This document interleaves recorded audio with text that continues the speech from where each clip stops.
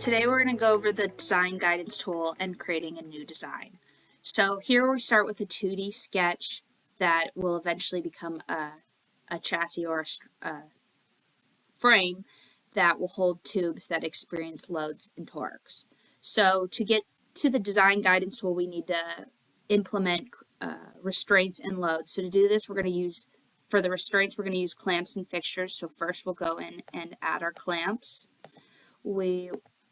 The purpose of these clamps are to restrict motion in X, Y, and Z, so we're going to have 4 clamps, add those, then we're going to also add in a fixture to this rectangle that will determine the thickness later on, and we're going to restrict it to just downward motion, so normal to the face. Now that we have our restraints, we're going to go in and add our loads. So in this example, we're going to have forces and torque. So we're going to add in the force to these bottom holes that are going to experience a distributed load of 50 newtons. And then we're going to add in torque to the 2 holes and above. So the top hole will experience 15 newton meters clockwise, and the bottom hole will experience a torque of 15 newton meters counterclockwise, so we'll just change the magnitude so now that it's counterclockwise.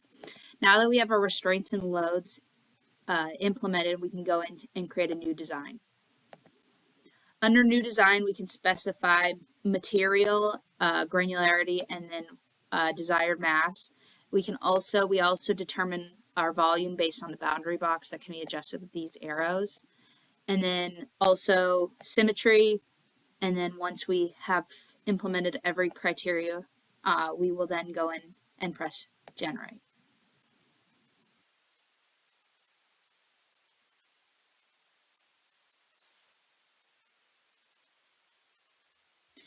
Now that it has gone through our designs, we can add or remove material based on what we need, and we can also change our criteria if this wasn't exactly what we're looking for.